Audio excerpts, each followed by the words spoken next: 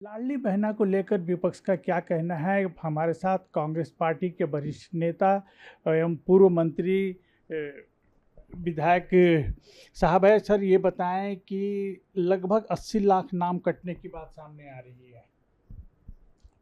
ये एक बात तो सच है कि इनके दिखाने के दांत और अलग है और खाने के दांत अलग है।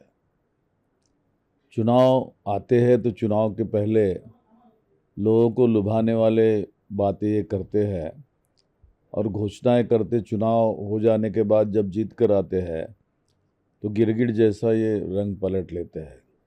मुझे अच्छे से याद है कि प्रधानमंत्री नरेंद्र मोदी जी एक बार यवतमाल आए थे चुनाव के दरमियान, और उन्होंने वहाँ के किसानों को कहा था कि हमारी सरकार आने के पश्चात हम एमआरपी से ज़्यादा आपको उत्पादन को भाव दिला देंगे।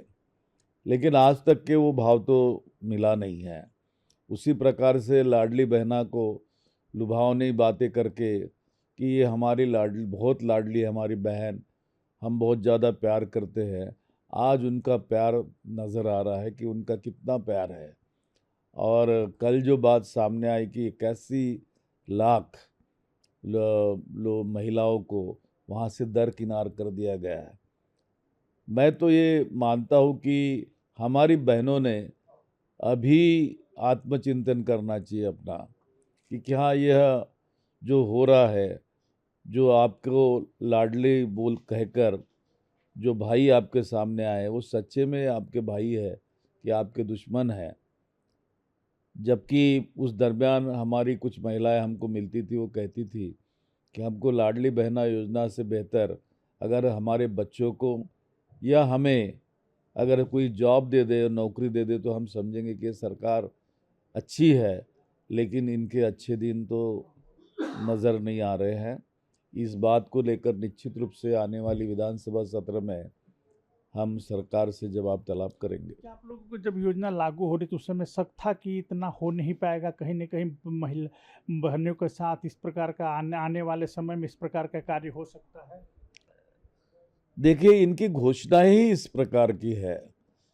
कोई भी प्रदेश में कहीं पर भी जाइए कि कांग्रेस की सरकार जमीन पर उतरकर जिस ढंग से काम करते आई है, जो वादा करते आई, जो वादा निभाते आई है, इन लोगों ने वादे तो बहुत किए हैं, लेकिन वादे निभाने का इनका हौसला नहीं है और इनकी आदत भी नहीं है। झूठ की बुनियाद पे ही यह पार्टी भी खड़ी है और उनकी विचारधारा भी खड़ी है, और सरकार तो आप देख ही रहे हो कैसे काम कर रही है।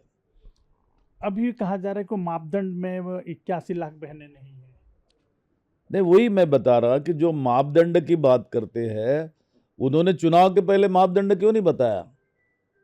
चुनाव के पहले अगर उन्होंने मापदंड बताया रहता और उन्हीं लोगों को हम देंगे ऐसा अगर कहा रहता, तो फिर ये बात संभव थी कि झूठ नहीं कहा।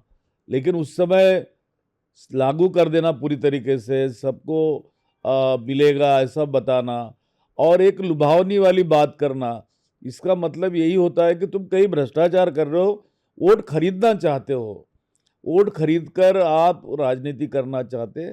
ज़्यादा दिन चलने वाली नहीं है बातें। इसलिए मैं तो समझता हूँ कि ये कोई ठीक नहीं है। और जो संस्कार भारत के रहे हैं, जो संस्कृति है, उसके परे ये हो रही है बातें। हम लोगों ने अभी समझ लेना चाहिए। ना हमारे बच्चों को बच्चों पे हम मेहनत करते हैं कि वो अच्छी पढ़ाई करें, वो नीट में सक्सेस हो, लेकिन जो नीट की वारदात हुई है उसको भी आप समझ लीजिए ना, कि तुम्हारे परिवार को तहस-नहस करने का काम इस देश के अंदर चल रहा है, फिर भी हम लाडला भाई कहते हैं। तो लाडली बहनें अभी इसे अच्छे से समझ लें और अपनी राय बनाएं, यही मैं कह सकता हूँ। विधायक और पूर्व मंत्री डॉक्टर नितिन राउत ने साफ तौर पे कहा कि आने वाले अधिवेशन में ये मुद्दा सदन में उठेगा। साथ ही साथ उन्होंने कहा कि भारतीय जनता पार्टी की घोषणा और करनी और कथनी में काफ़ी ज़्यादा अंतर है। कैमरा पर्सन भूषण के साथ योगेंद्र तिवारी, इंडिया टीवी, नागपुर।